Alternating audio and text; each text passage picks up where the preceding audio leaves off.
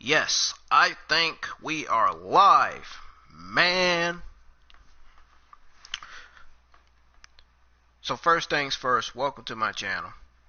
I'm Brandon Ingram here, back with your July the 3rd, 2020 Friday Night SmackDown review.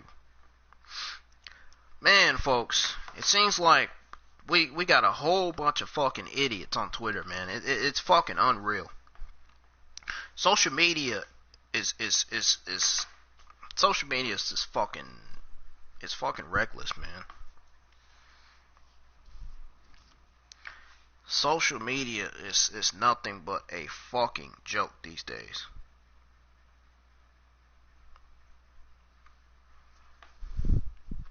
I'm telling you, man. Man, oh man, social media is nothing but a fucking joke these days. I got 3 idiots on Twitter that I got into it with. And I'm telling you, I don't even want to fucking explain it, dude. There's part of me that want to explain it, and there's part of me that don't want to explain it. I feel like everybody needs to know. Folks, when you are approaching Twitter, be careful. We got a whole bunch of fucking clowns and idiots on Twitter. And trolls. I would advise you to be careful. There's a lot of those people. There's a lot of people like that on Twitter. Unfucking real, man. Unreal.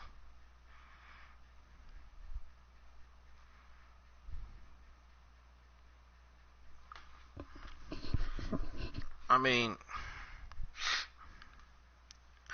what were we supposed to get out of this show last night? Basically, we got 3 matches on the show that we've already seen in WWE before, including Drew Gulak versus AJ Styles. Okay, yes, don't get me wrong. Yes, that was a good match. But, folks, you have to think about it. We've already seen Drew Gulak versus AJ Styles match last month. In fact, this match was last month on June the 5th, 2020. If I'm correct. Yeah, I'm correct. Folks, the second match they booked on the show, Kofi Kingston versus Shinsuke Nakamura. We've seen that match last year, back in April 2019. And then you got a third match that we've already seen on the show twice in WWE, which was Nikki Cross, which is Bayley versus Nikki Cross. We've seen that match last year on Raw. We've seen that match last year on SmackDown.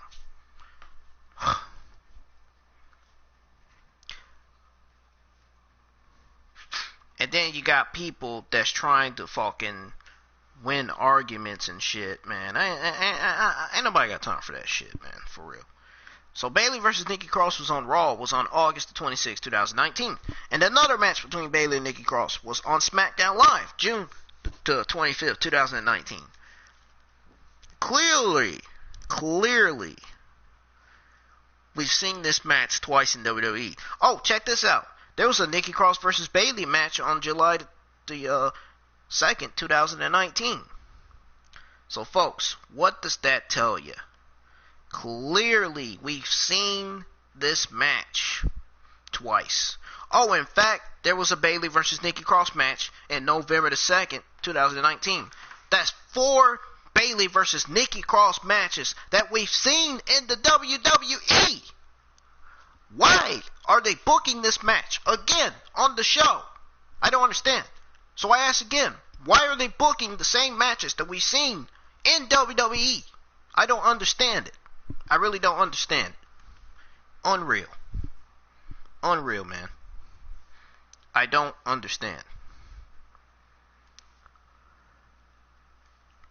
Really don't. It's fucking frustrating, man. Look, I'll get props where it's due. Look, the show was okay.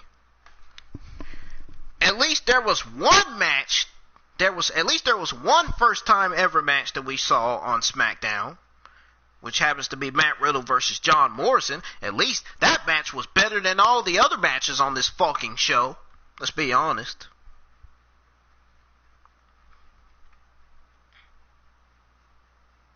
Don't get me wrong, get me right. This match was better than all the other 3 matches that was on the show. Of course, I'm talking about all the 3 matches that we've already seen in the WWE. So, anyways, before I get started with this, with your July 13, 2020 SmackDown review, make sure you hit that like, subscribe button, turn on all bell for notifications to never miss a single upload of my wrestling news videos, and to never miss my Raw, SmackDown, and NXT live reviews on my channel. So we're gonna go ahead and get started with the review. So SmackDown opens up with a Matt Riddle interview. So Cole introduced Riddle quickly. Riddle smiled and waved at the crowd. So as Cole ran down him defeating AJ Styles, Riddle said being on SmackDown is awesome, and being in the ring is the love child of a lot of work and a lot of dreams. Bro. Then Riddle ran down the events of 2 weeks ago as he said, bro, every other word. Then he said, bro, I could get used to this. Cole asked Riddle why he doesn't wear boots.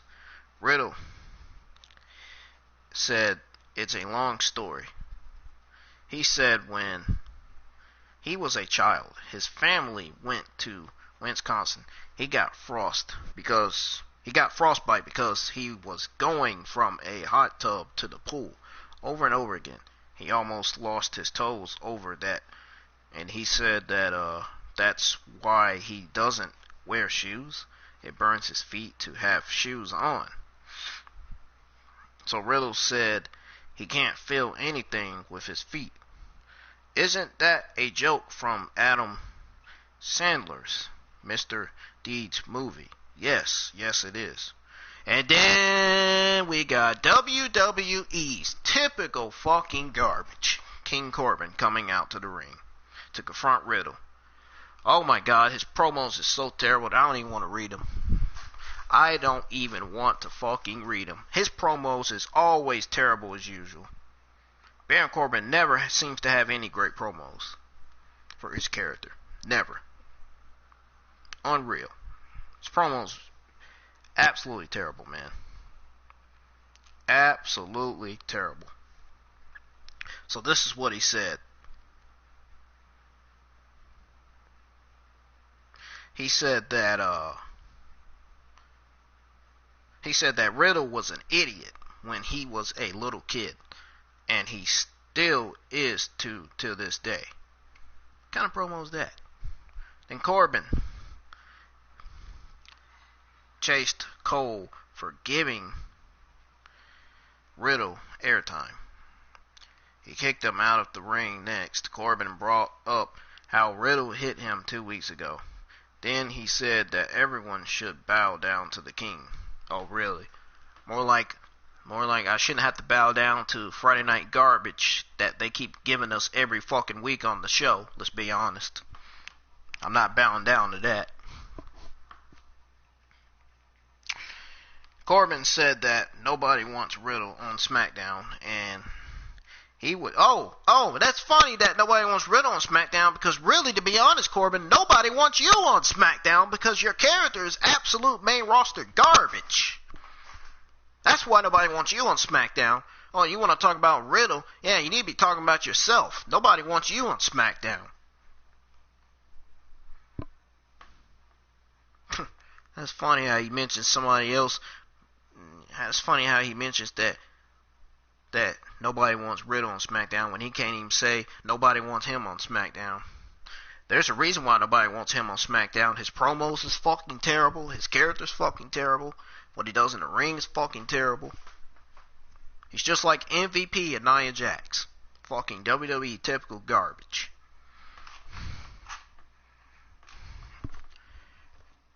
So Corbin said that nobody wants Riddle on SmackDown. Nobody wants you on SmackDown, Corbin, because you fucking suck. And he will make sure that Riddle pays for every moment he's in the ring. You do you. Bro, you do you, Riddle said. The Corbin knocked Riddle's hat off his head, and Riddle said, "Let's go, bro." Corbin said he won't face Riddle. Then he introduced John Morrison as Riddle's opponent. Oh, Miz and Morrison. Hey, hey, ho, ho. Well, guess what? More like Miz and Morrison. Hey, hey, no, no, go away. We don't want to see them on television. Especially if the tag team division is not going well. Which, tag team division is not going well. Tag team division is absolute garbage on SmackDown. Let's be honest. I mean, if I'm not right, there's something wrong with you idiots on Twitter.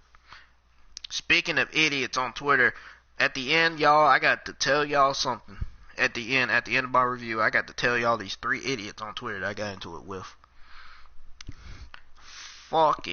It was fucking unreal, man. Unfucking real.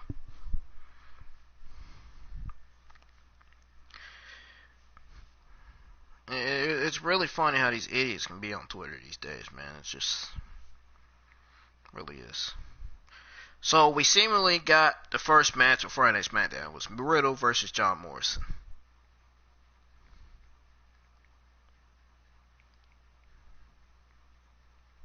And I should have tweeted my review on Twitter, and it's not on Twitter, so I have to put it back on Twitter.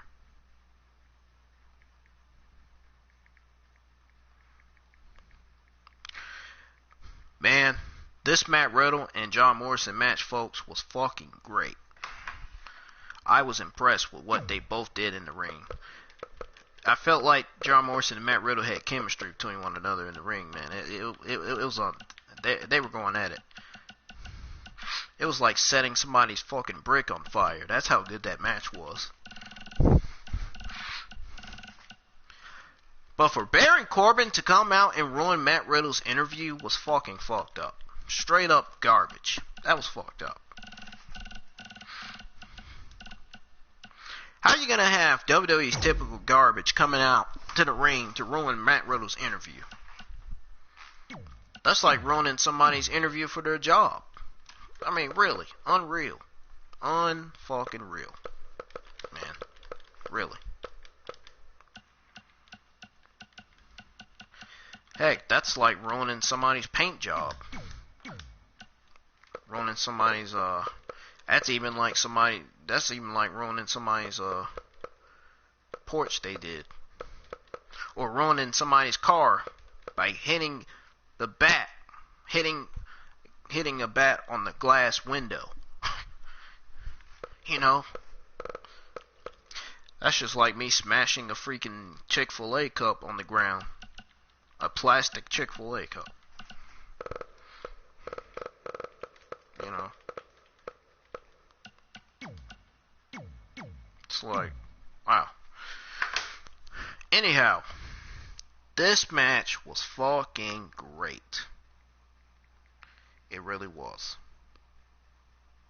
Seems like this match went 4 or 5 minutes. Seems like it did. But I don't think that's the case. I think it had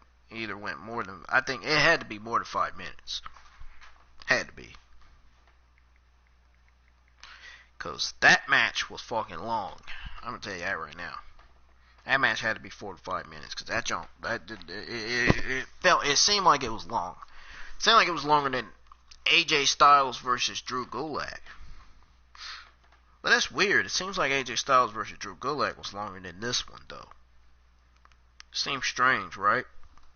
Both matches lasting longer, but you don't know which one lasts the longest. It's strange. So apparently WWE wants you to know that Matt Riddle doesn't wear shoes. About Matt Riddle's shoes. Just thought I'd tell you all that.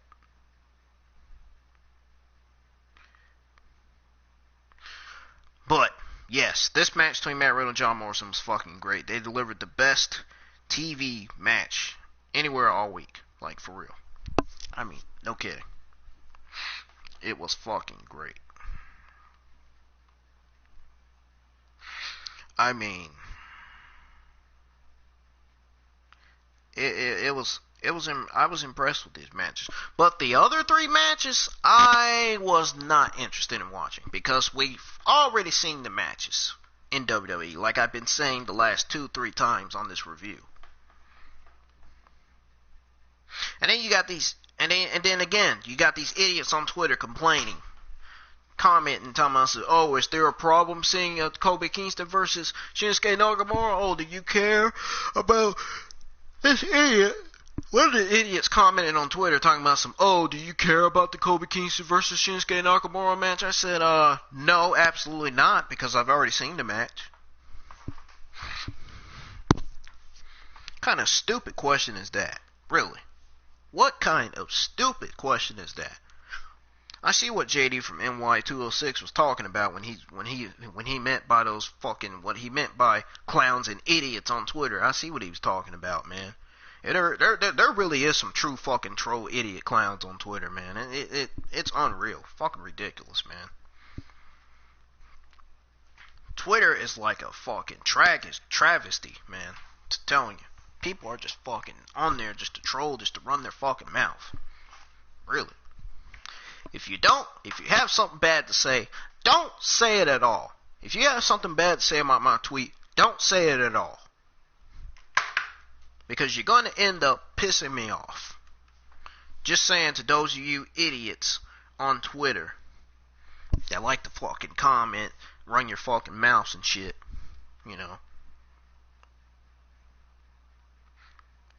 Seriously. Clearly they was trying to get in my head, but I wasn't letting them get in my head. I won both of the arguments. I feel like I won all 3 of the arguments. Clearly I did.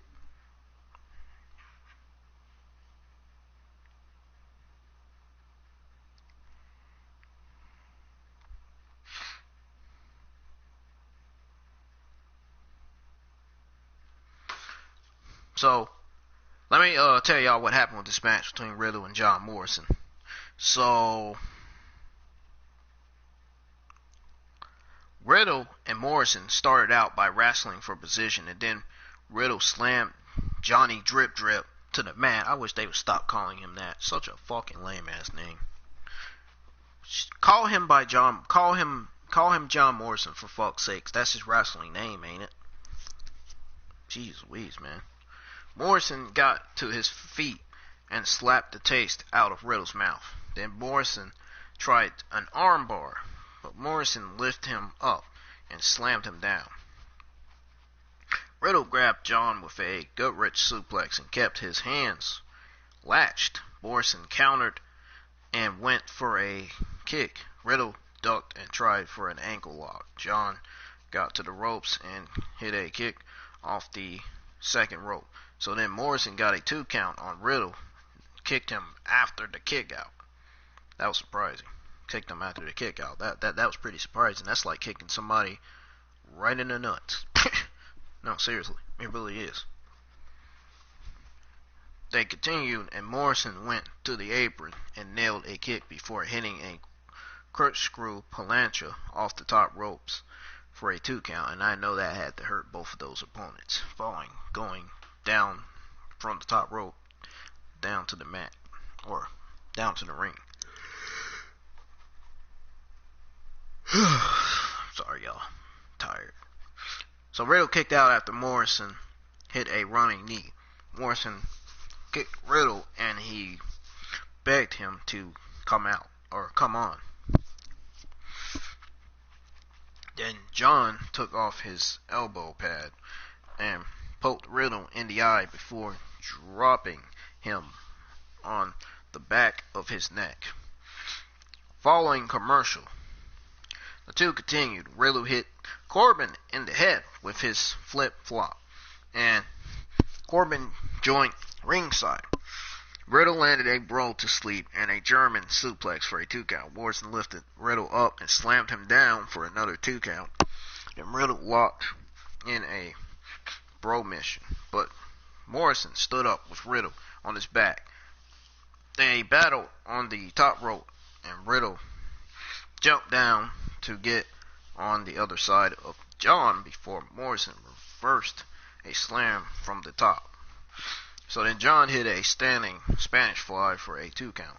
So then Riddle landed another kick and a knee before Morrison reversed out of the Broderick.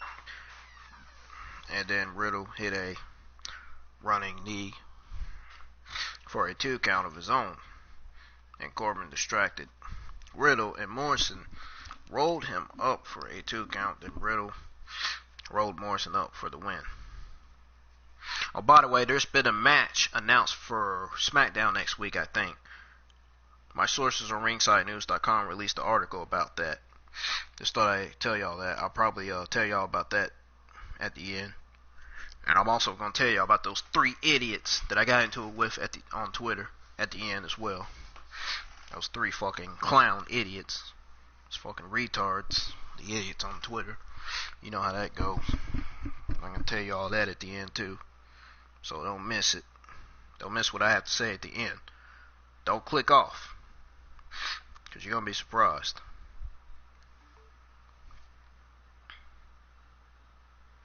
Anyways, so after Matt Riddle's victory, Corbin, Miz, and Morrison were backstage, and they weren't happy. Corbin says that he's going to cut his legs out from under his career. Wait a minute. First of all, how you going to go from saying cut his legs out from under career to saying, you know, really? See what I'm saying? See what I mean by Corbin's terrible promos? See, that was another terrible promo right there. Cut his legs from cutting his legs out from under from under his career. That's a terrible promo right there. That was another terrible promo. Terrible. I'm telling you, man, WWE needs to change Baron Corbin's character because nothing is going well for Baron Corbin. There's nothing working out for Baron Corbin right now. Nothing seems to be going well for him. He's not doing good, man. His promos is getting even more worse than they've ever gotten since his debut on SmackDown.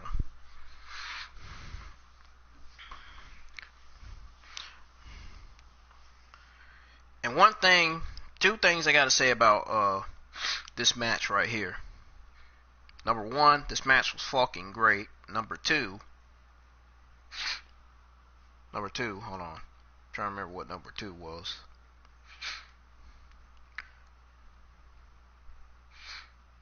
Okay. Now I remember. Okay, number 2.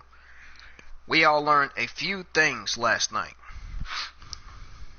Number 1, John Morrison is better than WWE advertises. But number 2, we all know that.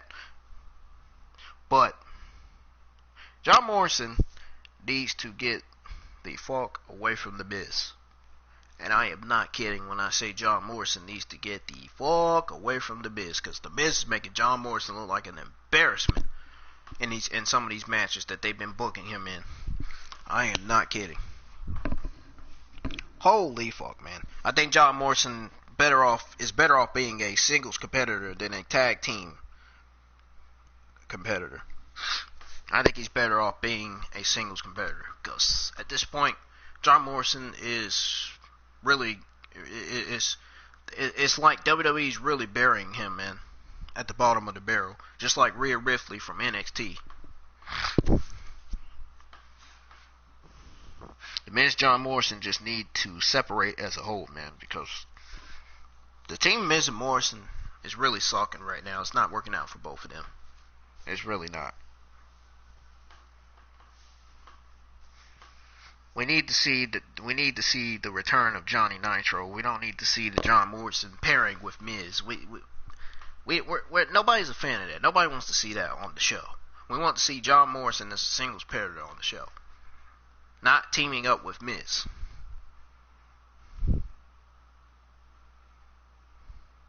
And King Corbin, WWE's typical garbage. King Corbin's gimmick needs to fucking go. it has ran its course because it is nothing more than main roster garbage. It really is. His gimmick's nothing more than main roster garbage, folks. It really is. And I also feel like Matt Riddle is getting buried already. They're already planned. I told my buddy Justin on Twitter, I said, Matt Riddle's getting buried already. They're already planning on ruining him. I even gave him 4 weeks, man. Seriously. 4 freaking weeks, man. Seriously. 4 weeks. And they're already looking like WWE's already looking like they're slowly trying to bury Matt Riddle. Matt Riddle got a victory last night, but I slowly still think that I slowly think that WWE is still trying to find a way to bury Matt Riddle.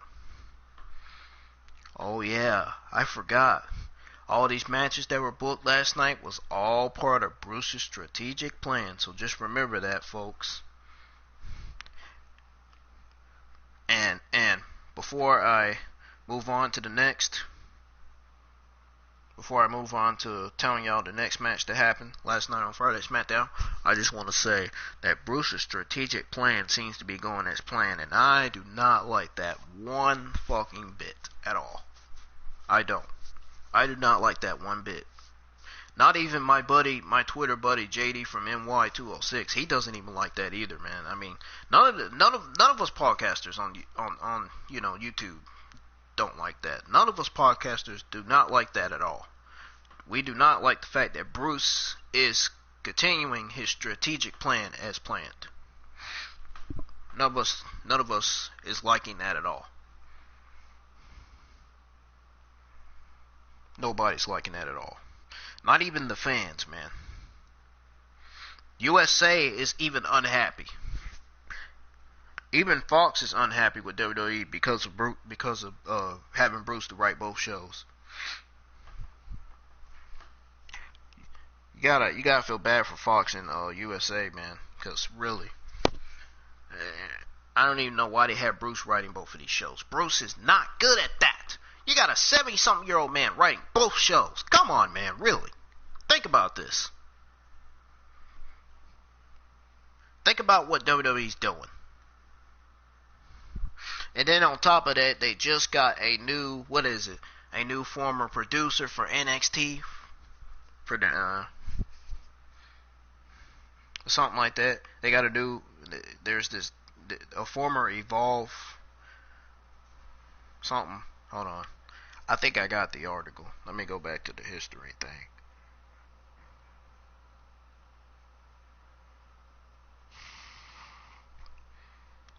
So NXT apparently got a new producer.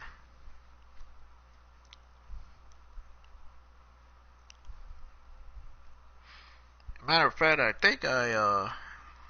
don't think I did a video on that, but a matter of fact, it's on Twitter. I have it on Twitter. I'm actually going to read it to y'all. I have it on Twitter. I forgot I had it all on Twitter.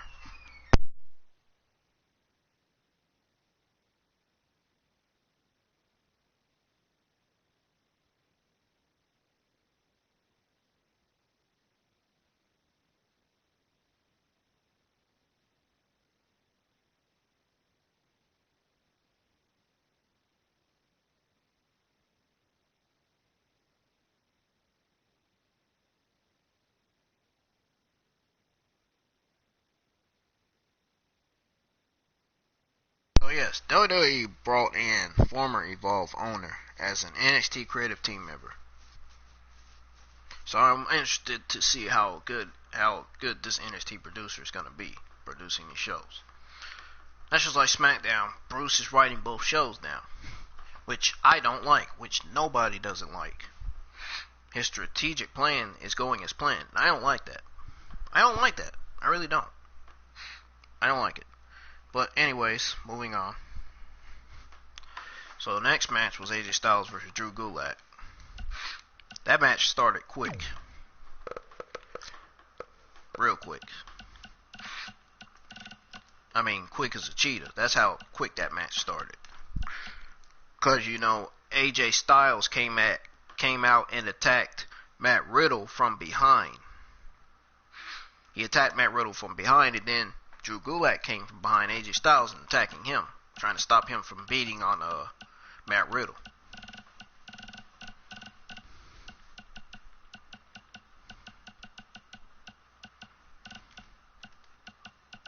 So that led to the match between Drew Gulak and AJ Styles. Led to them going at it in the ring. And went on commercial break. And then when it came back from commercial break, AJ Styles and Drew Gulak was in the ring.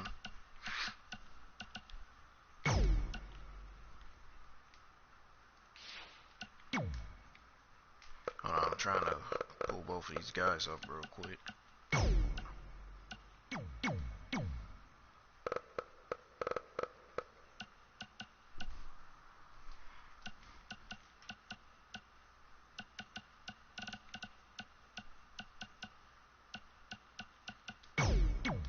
There he is. So yeah, like I said, when Matt Riddle was about to go backstage, I think, he got attacked from behind by AJ Styles. Then Drew Gulak came out and attacked AJ Styles and tried to, get him off of Matt Riddle because AJ Styles was beating on Matt Riddle. Then King Corbin came. King Corbin was trying to help AJ Styles out. Looked like it. For a moment, it looked like he did. But here's what happened this match between AJ Styles and Drew Gulak. So the match started, and Styles took Gulak to the turnbuckle and then threw him out of the ring. So then Gulak tried to get back in, but Styles kicked him back out to the floor. Then Gulak took a shot to the apron from Styles before raking his face across the apron, which that looked like that hurt real bad. So the match continued on in the ring, and Daniel Bryan appeared on the Zoom call in the corner and said that Gulak is looking good as Styles beat Gulak down. Styles continued the offensive on Gulak as he muscled him to the mat. Then he brought Gulak up and punched him before landing a stiff kick. They continued on in the ring, and Bryan popped up on Zoom again to talk about Gulak's tactics as he continued to take abuse from Styles. Gulak came back with some punches, and then he went to Styles' knee for a moment before Styles shifted things back to his favor.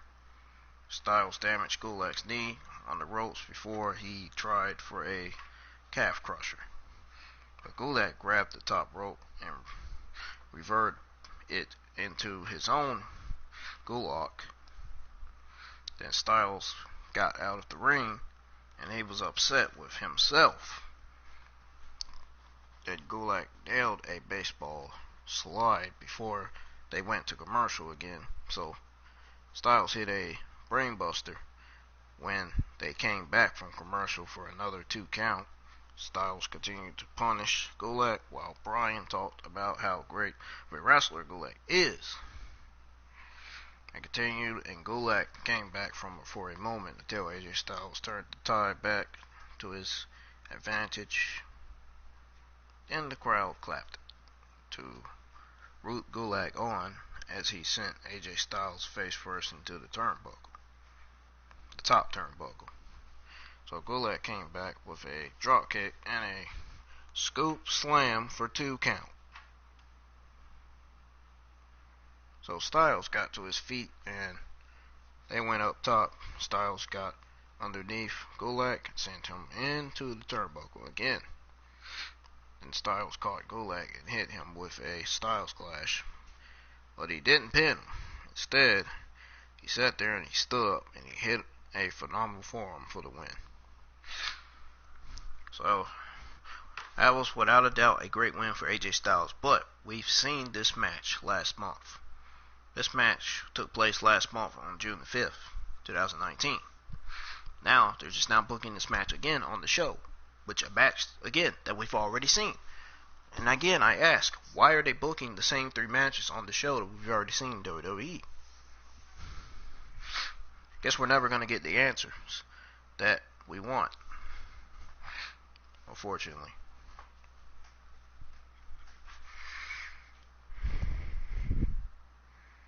Fortunately, we're never going to get the answers.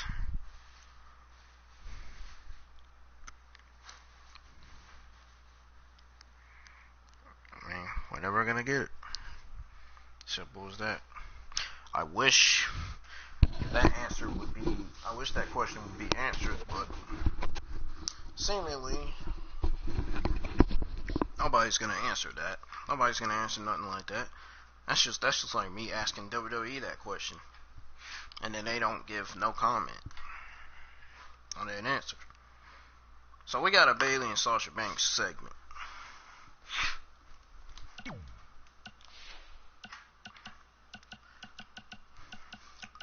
And I'm gonna tell you, the Bayley and Sasha Banks segment was really good on SmackDown. I enjoyed the Bayley and Sasha Banks segment. Their promos were good in the ring and all that. Their segment, the promos were good. Everything was great. Everything's great about Sasha Banks and Bayley. They are 2 of the top most talented women superstars on that roster. They are top stars in the women's division, man. They are taking over the women's division. They've been on all 3 shows, which they're technically supposed to be on SmackDown. They're technically not Raw or NXT superstars. They're not Raw or NXT female superstars. They're SmackDown female superstars, not Raw or NXT female superstars. So, just saying. Thought I'd put that out there.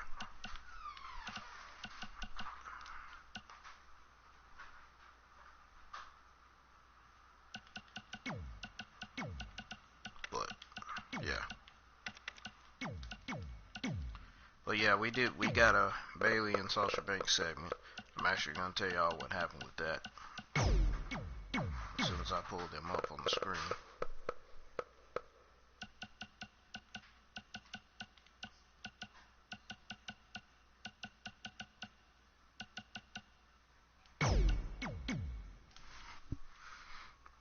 So we got Bayley coming to the ring. She came out and said that nobody gives them respect, but the Undertaker does. So then Bayley claimed that Undertaker called them and demanded they have their own tribute. Bayley said, thankfully the Undertaker is out of here. So they're doing a tribute for themselves tonight. They aired a video package. After the video, they started their own, and they read off a list of their own accomplishments. None of the facts were real. They were making fun of Banks and Bayley. So Bliss basically called the video inspirational. They were trying to be funny. Cross said she'll be the next SmackDown Women's Champion. Bayley laughed at her and Bliss punched her. Then Banks booked Bayley for a match against Bliss. Banks got her back. I was hoping Banks would get Bayley back by booking her in the match against Alexa. Lexi! I can see JD saying that now. Lexi!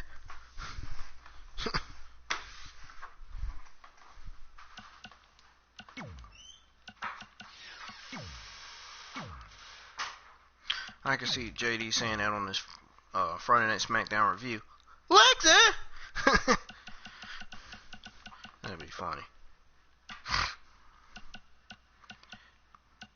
I don't want to say it out loud because it's actually more than here where I'm at. So I really actually don't want to say it out loud. So we got Bayley versus Alexa Bliss. No, actually we got Bayley versus Nikki Cross, I think. Did we? Oh yeah, we did. We got Bayley versus Alexa Bliss. I thought it was Bayley versus Nikki Cross. I don't know, I must be mistakenly confused. I got mistakenly confused because at first I thought it was Bayley versus Nikki Cross. Then I realized, oh, it was Bayley versus Bliss.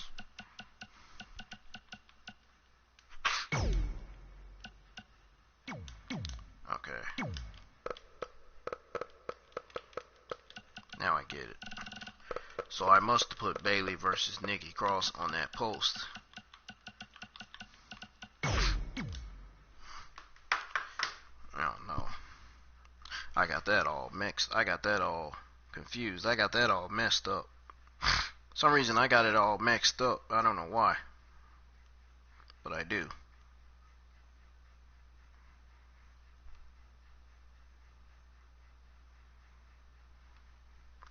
But we've already seen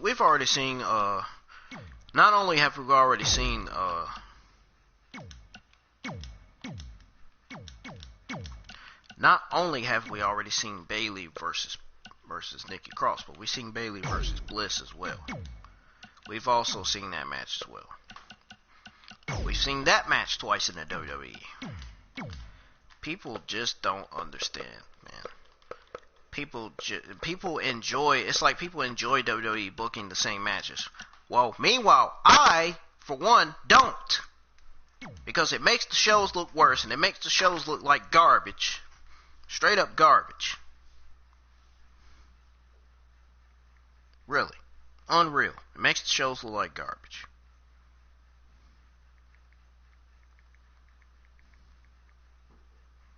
Jeez, man. I don't need these people to stop blowing these fireworks when I'm trying to do my review. It's rude.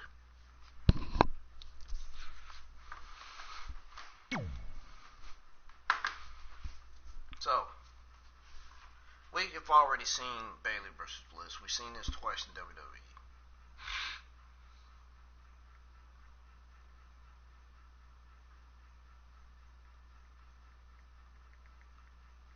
So I'm going to tell y'all what happened in that match in just a minute.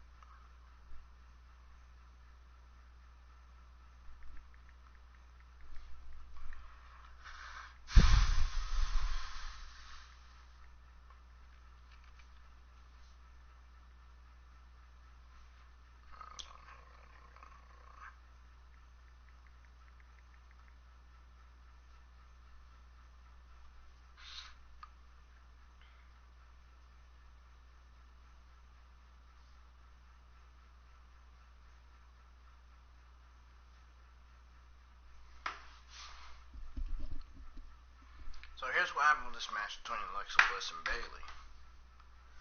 Here we go, folks. So these two traded position in a few times, and then Bliss went out of the ring. Bayley kicked Bliss' fingers when she went for the ropes, and then Bayley continued working on Bliss' arm when they returned to the ring. So then Bliss rolled Bayley up for the 2 count, and then Bayley regained control and focused on her arm. Bliss flipped out of an armbar and slapped Bayley to put her down. Bayley grabbed Bliss' arm again and slammed it against the ring apron before getting a 2 count. Bayley hit a running bulldog and got another 2 count. Cross distracted Bayley, and then the referee talked Nikki while Banks hit a cheap shot. She hit a cheap shot on Bliss. Cross took out Banks. Then Nikki hit Bayley, which caused a disqualification, which I think should have ended with Bayley winning this match instead of a DQ. I think that was stupid for them to do a DQ. I think I'd rather see Bayley defeat Alexa Bliss than to see a DQ. Because it would have made more sense for Bayley to defeat Alexa Bliss. That would have made more sense than for it to be a disqualification.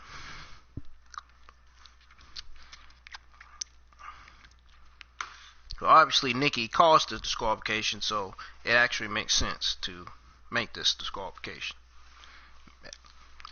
So after Bayley's victory over Alexa Bliss, which to me wasn't really a victory, but I guess you could say it was. After the match, Nikki Cross brawled with Bayley until Bayley powdered out of the ring. They aired a video package with a history lesson between Bray and Braun. So here's another match that we've already seen in the WWE. We've seen this only like 1-2 times though. This match hasn't really been a twice match kind of thing, but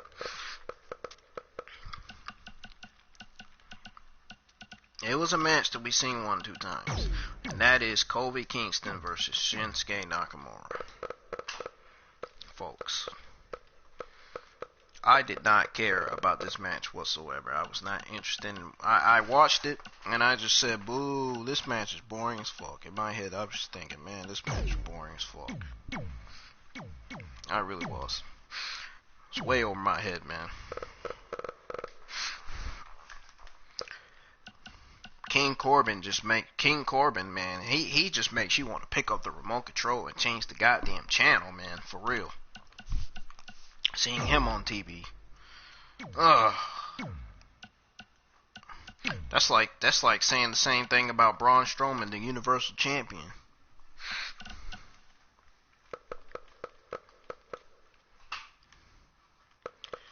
Some of these guys on these shows, man, are fucking terrible, man. Baron Corbin. Cameron Grimes from NXT. Oh my god. Man, you want to talk about somebody. Talk about Cameron Grimes. Man, he's fucking even terrible. He's even terrible than Baron Corbin, man. Oh my god, dude. You want to talk about somebody that's terrible. Southern accent is fucking annoying as shit, man. Seriously. Oh my god, dude. Really.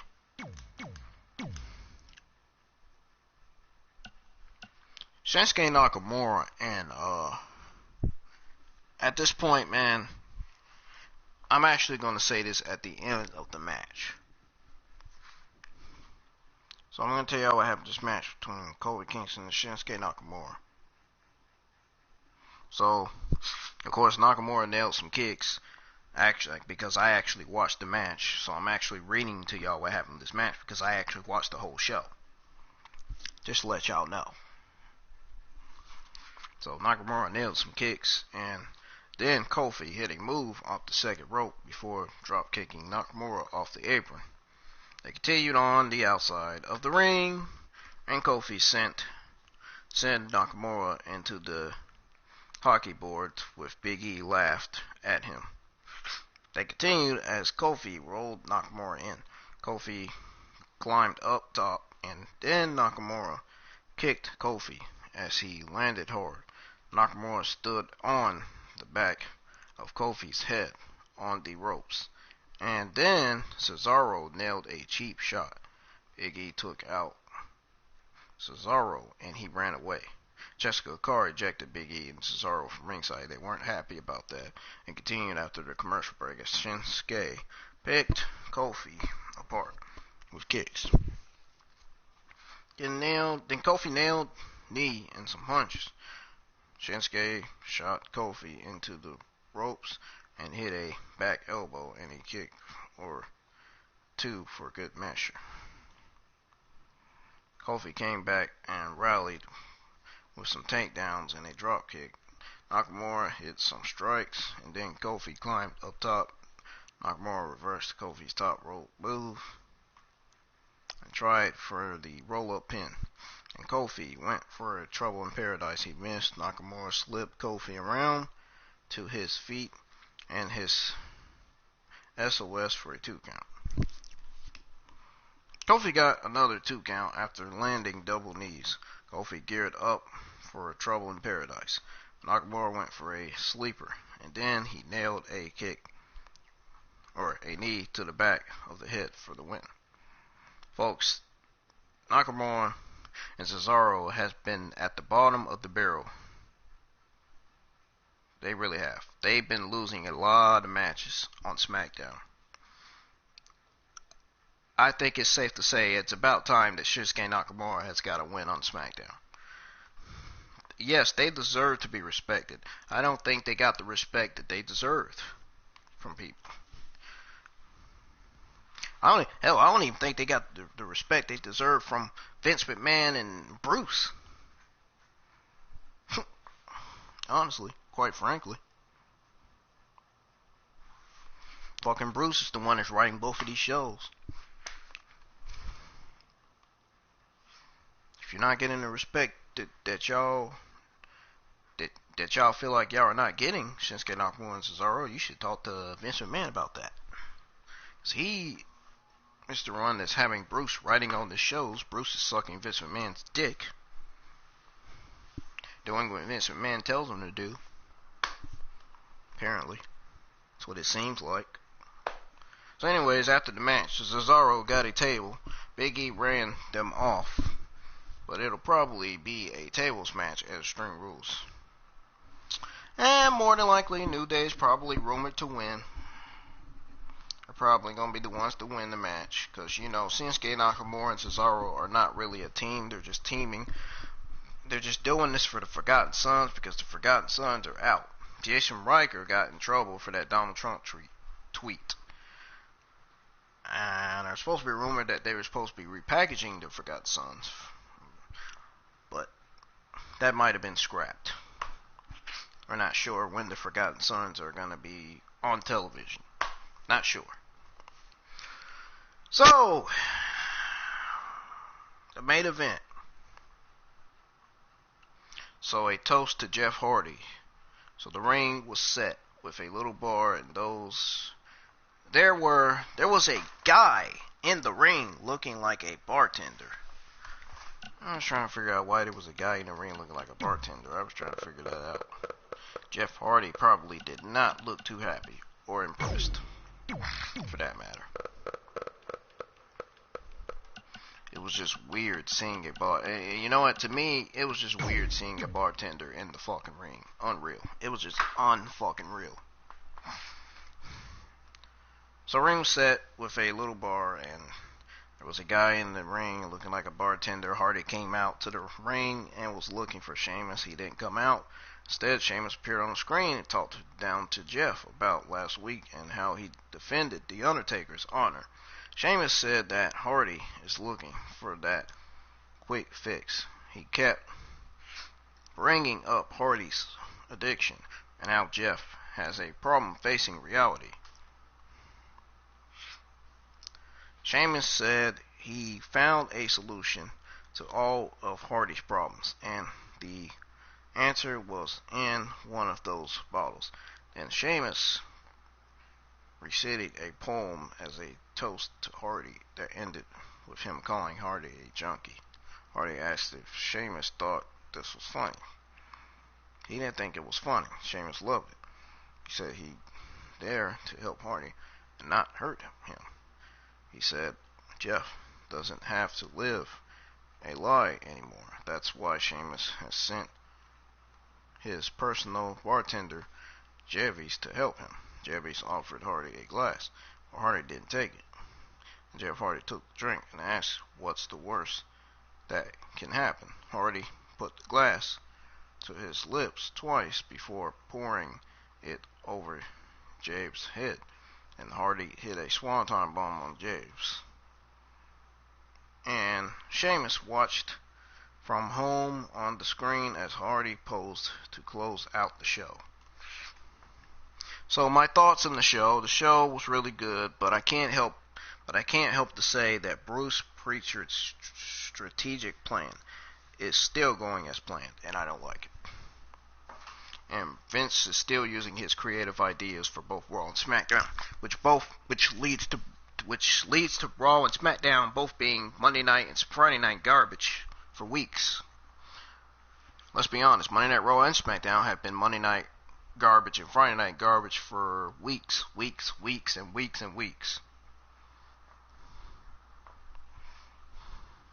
So, my thoughts on Friday Night SmackDown. Matt Riddle interview was good, but I didn't like that King Corbin was in it because he's WWE's typical garbage. He's fucking garbage. Nobody cares. He fucking sucks. Nobody cares about him. Neither do I. Matt Riddle versus John Morrison was fucking phenomenal. It was fucking great. If there's one match that was phenomenal, that would be this one right here. John Morrison versus Matt Riddle. AJ Styles versus Drew Gulak. It was a classic. But that is a match we've already seen. We do not need to be seeing the same matches booked on the show.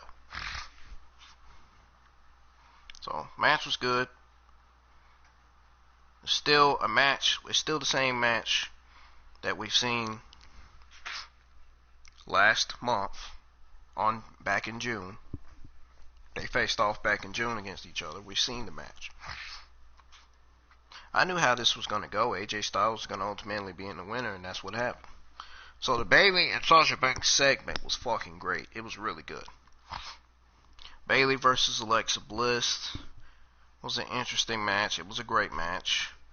But it ended in DQ when Nikki Cross came in the ring. She ruined it, man. I didn't want Nikki Cross to ruin that match. God damn. Kofi Kingston versus Shinsuke Nakamura was a great match.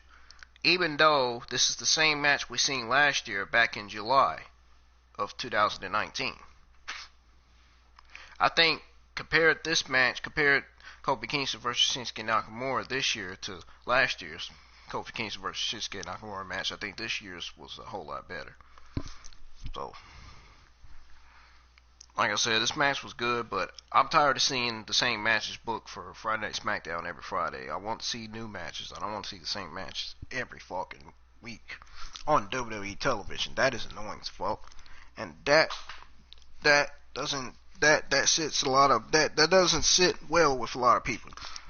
A lot of people on Twitter are never happy or not happy because a lot of people on Twitter don't be happy because the fact that WWE's booking the same matches week after week after week on their Friday Night SmackDown, Monday Night Raw shows.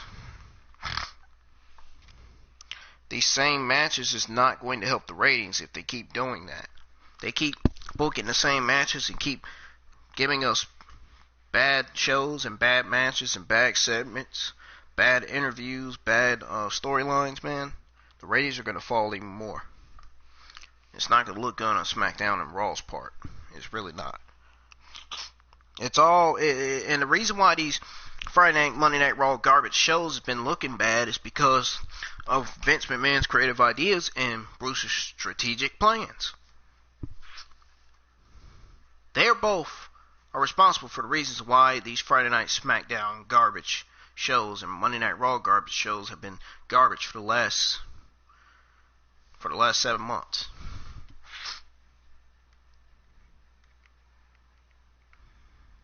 So,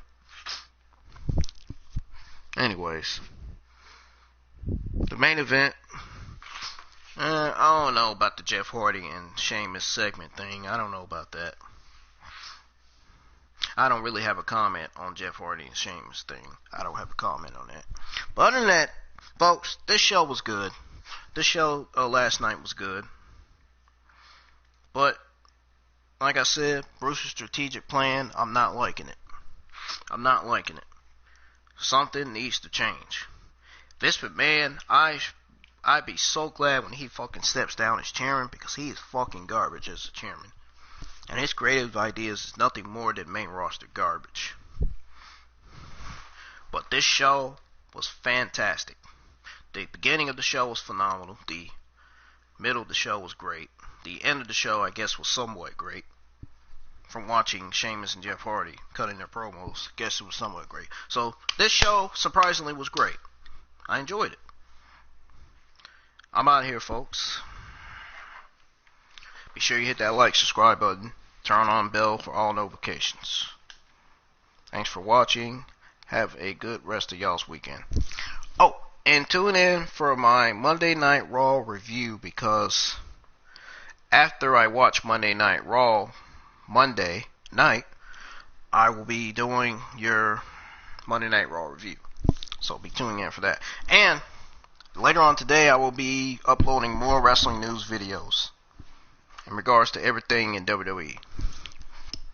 You'll see. So, as I upload my wrestling news videos, they'll be released on my YouTube channel, and you'll see them. So, folks, have a good rest of your weekend. I'm out of here.